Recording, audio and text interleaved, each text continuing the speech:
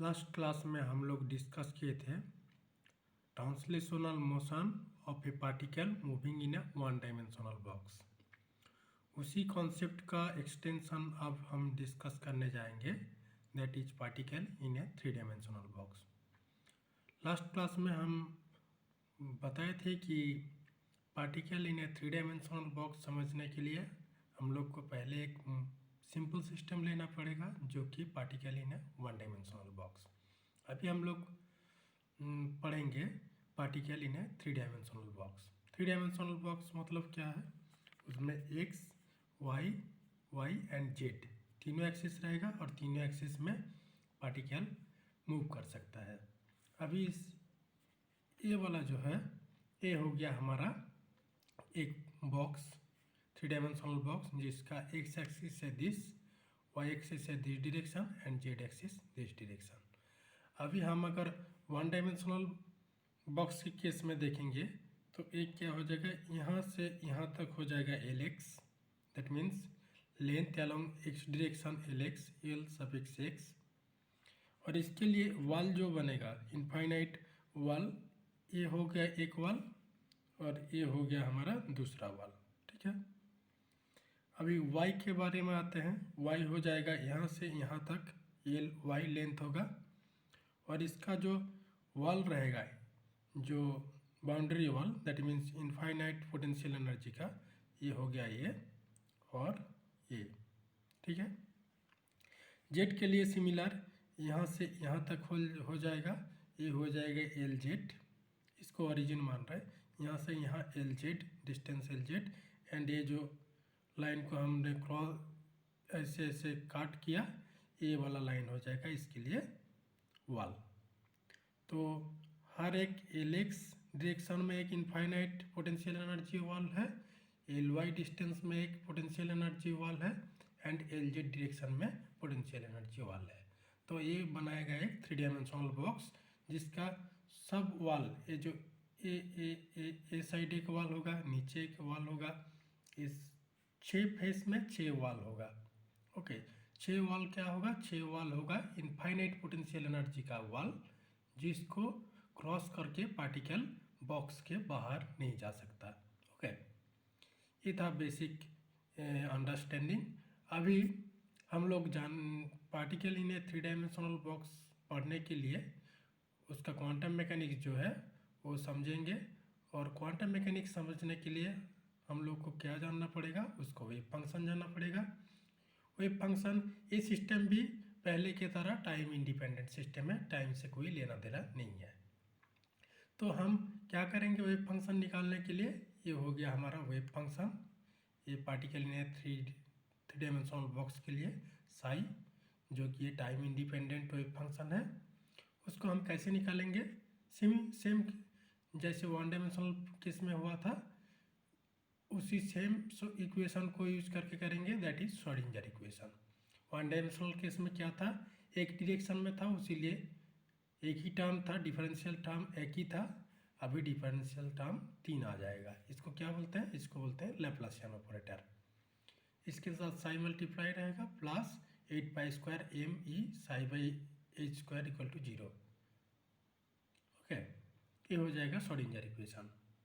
H psi equal to E psi जो था उसको हम कम्प्लीटली एक साइड लेफ्ट हैंड साइड में लेके लिख दिया पूरा साई। ना ये जो साई है वेव फंक्शन जो है, वेव फंक्शन क्या है, वेव फंक्शन डिपेंड करता है कोऑर्डिनेट्स एंड टाइम के ऊपर। लेकिन हम लोगों ने यहाँ क्या लिया, हम लोगों ने यहाँ लिया सिर्फ स्मॉल साई और सिंपल साई, जो कि दर्शाता है एक टाइम इंडिपेंडेंट सिस्टम को। टाइम इंडिपेंडेंट सिस्टम मतलब इसमें टी इंक्लूडेड नहीं है। सो साई किसके ऊपर डिपेंड करेगा, कोऑर्डिनेट्स के ऊपर, जो कि है एक्स वाई जेड। ओके, अभी एक ऑपरेटर अगर डिफरेंट टर्म कंटेन करता है, एक से अधिक डिफरेंट टर्म कंटेन करता है, एंड वो क्या है, वो जिसके ऊपर डिपेंड करता है, जैसे यहाँ पर एक्स वाई जेड के ऊपर डिपेंड करता है operator X Y Z. Okay, independent coordinates and the wave function, then क्या हो सकता है, जो वेव फंक्शन है उसको लिख सकते हैं प्रोडक्ट फॉर्म में तीन वेरिएबल्स, प्रोडक्ट फॉर्म में तीन फंक्शन का जो कि डिपेंड करेगा एक एक वेरिएबल के ऊपर आते हैं। इसमें ये हमारा वेव फंक्शन है पूरा सिस्टम का, that means particle in a 3 dimensional box, जो कि एक टाइम इंडिपेंडेंट वेव फंक्शन है, डिपेंड करेगा X coordinate, Y coordinate and Z coordinate. अभी हमारा जो ऑपरेटर है वो डिपेंड करता है एक्स वाई जेड के ऊपर। तब हम क्या कर सकते हैं, ये जो वेव फंक्शन है जो डिपेंड करता है एक्स वाई एंड जेड के ऊपर, उसको हम प्रोडक्ट फॉर्म में लिख सकते हैं तीन अलग फंक्शन में, तीन अलग वेव फंक्शन में।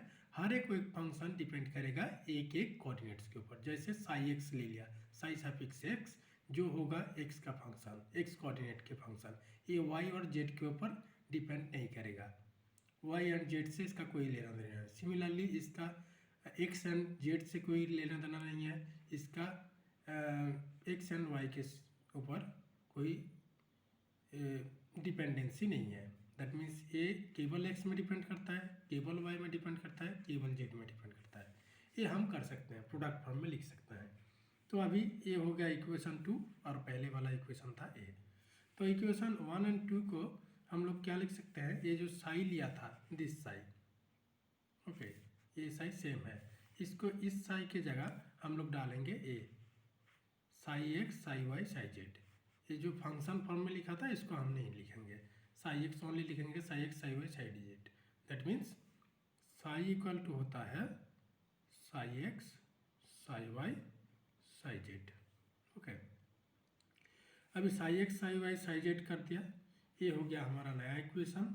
नया इक्वेशन में क्या है, ये देखो del 2 by del X 2 X के रिस्पेक्ट में डिफरेंशिएट होगा, तब जो एक्स के ऊपर डिपेंड नहीं करता है जो function, that means psi Y and psi Z, वो क्या हो जाएगा, इस डिफरेंशियल टर्म के रिस्पेक्ट में कांस्टेंट हो जाएगा, तो बाहर आ जाएगा psi Y psi Z d2 psi X D X 2।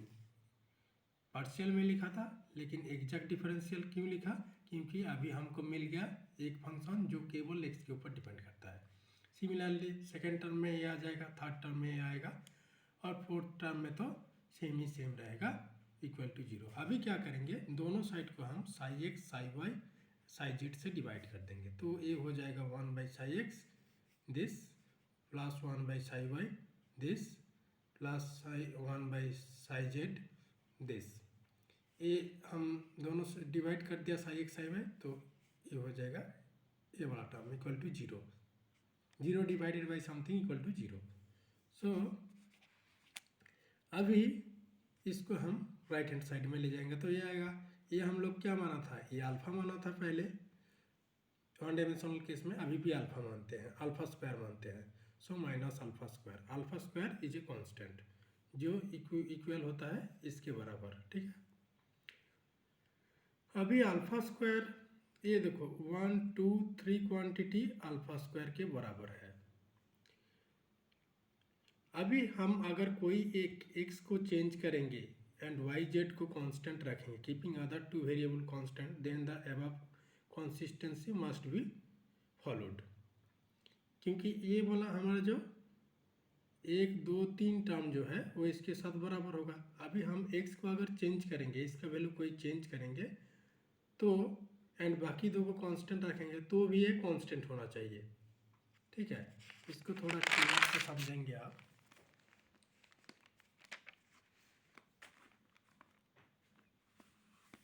This is possible only, ये कब पॉसिबल हो सकता है, this is possible only when each term is independent of the other.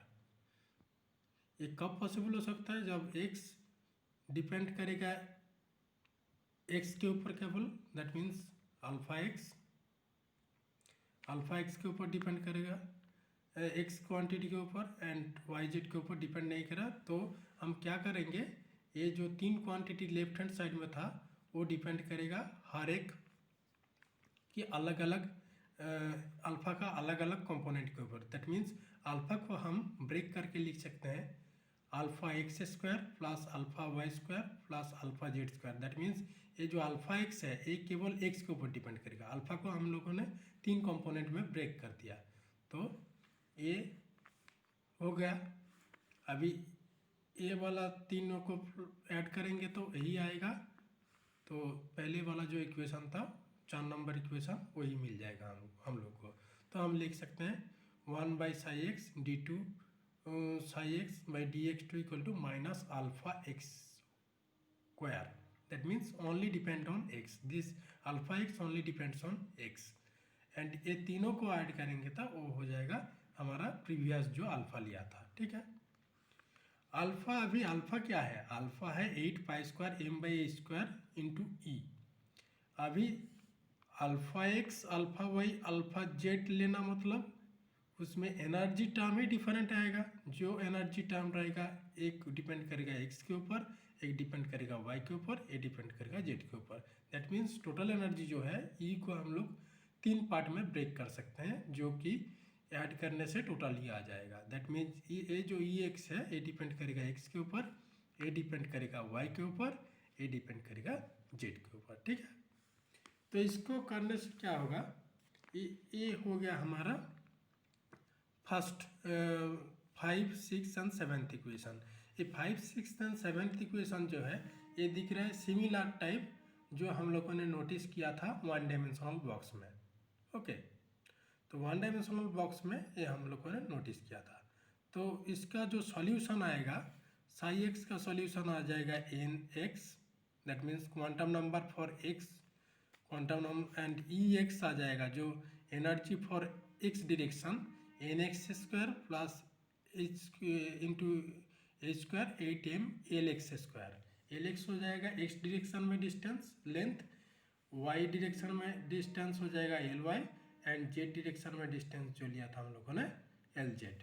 Similarly जो क्वांटम नंबर आ जाएगा एक्स के लिए एन एक्स, वाई के लिए एन वाई एंड जेड के लिए आ जाएगा N Z. Okay, that means ये जो हम लोगों ने अल्फा को 3 डिफरेंट पार्ट में डिवाइड कर दिया, जो कि हम लोग को दर्शाता है एनर्जी को हम लोगों ने 3 डिफरेंट पार्ट में डिवाइड कर दिया E X, E Y, E Z में। इसको हम बोलते हैं, ये जो मेथड को बोलते हैं सेपरेशन ऑफ वेरिएबल्स। वेरिएबल्स को हम लोगों ने सेपरेट कर दिया, एक्स वाई जेड एक साथ था, उसको हम तोड़ के 3 डिफरेंट इक्वेशन में करके सिंपल कर दिया। सिस्टम को सिंपल करने के बाद 1 डायमेंशनल बॉक्स का कॉन्सेप्ट लगा दिया, तो कॉन्सेप्ट से हमको मिल गया psi X. That is called separation of variables.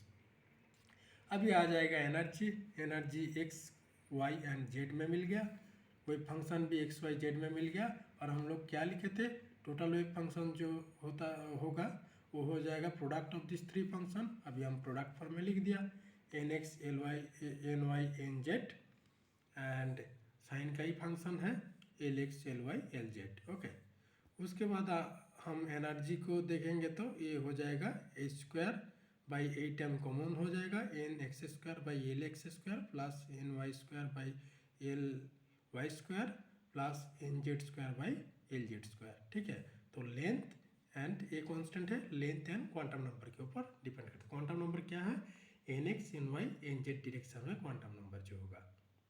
Okay, तो अभी ये हो जाएगा एनर्जी।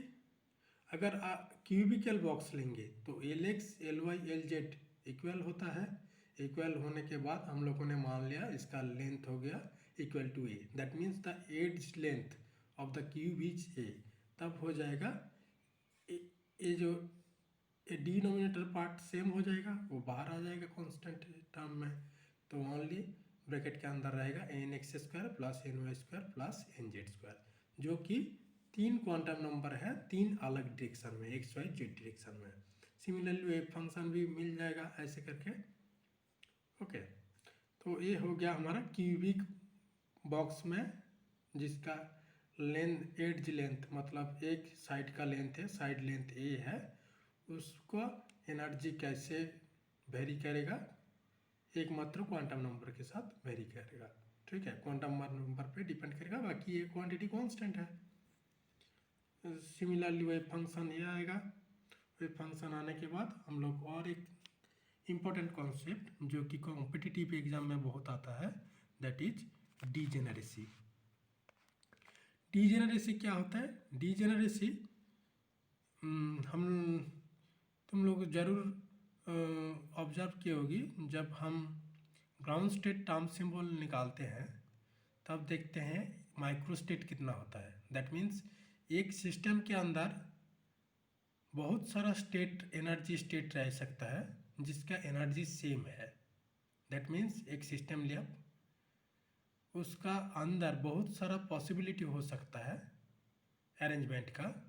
जैसे एक बॉक्स लिया, बॉक्स के अंदर एक HCl मॉलिक्यूल को डाल दिया। अब HCl मॉलिक्यूल का डिफरेंट ओरिएंटेशन हो सकता है रोटेशनल मोशन के लिए, या कुछ भी ट्रांसलेशनल मोशन के लिए भी डिफरेंट ट्रांसलेशनल मोशन स्टेट हो सकता है। तो ये हर एक एनर्जी स्टेट होता है।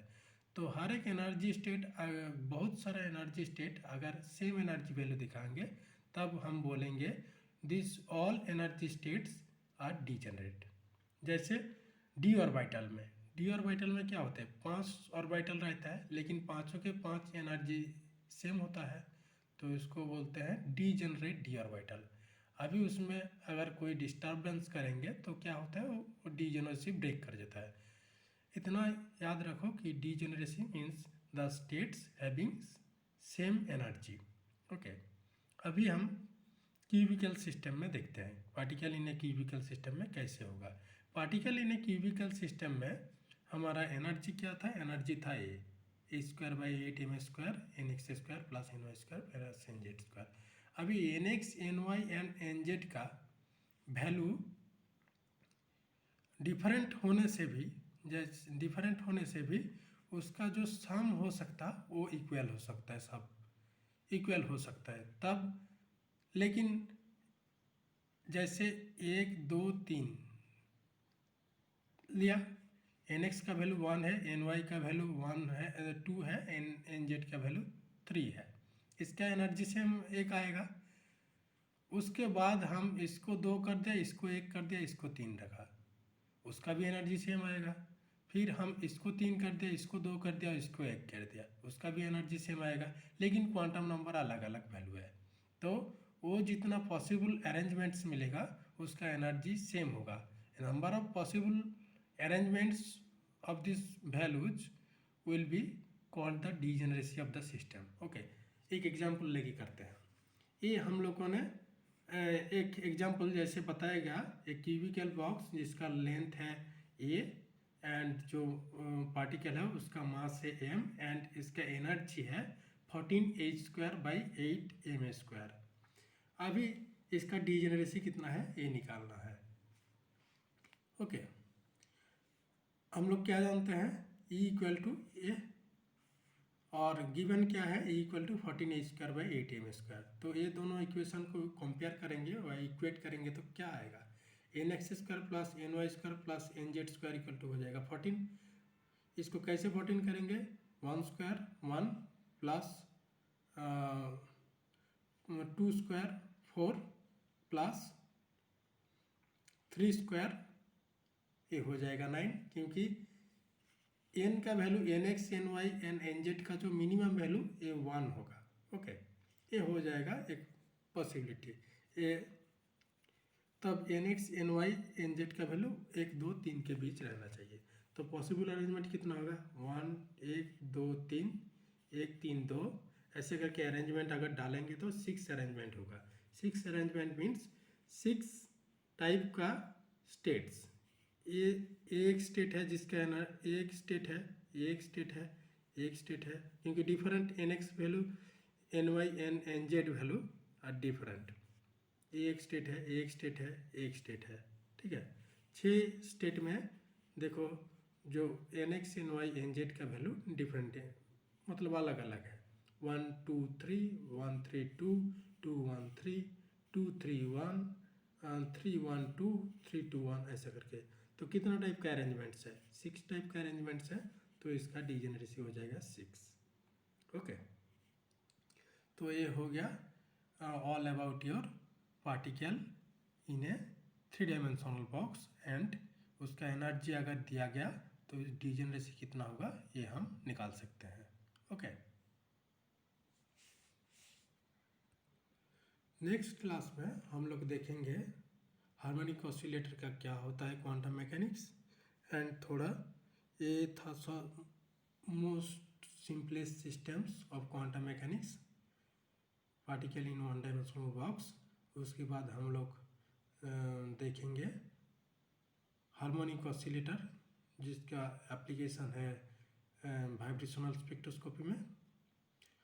उसको हम लोग नेक्स्ट क्लास में डिस्कस करेंगे।